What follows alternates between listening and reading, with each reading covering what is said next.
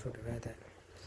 Waxaa jiro application oo lacag laga sameeyo oo lagu magacaabo Bounce app. Application-kan waa kan waxaa la yiraahdaa midkan waa lacag laga sameeyaa.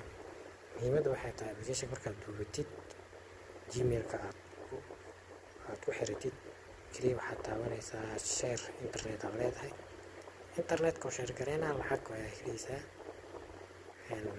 waa kan lacagta aad heshay hadda aniga sameeyay waxaa waaye $13.29 lacagta markaa la bixiysid ma request pay wada leedahay. laba qaab baa kala bixi kartaa lacagta inaad Bitcoin ahaan aad ula baxdid iyo Payoneer inaad ula baxdid. magaalada Muqdisho aan joogaa. application-ka linkiga hoos ayaan soo dhigaa download gareysta khayr garajina.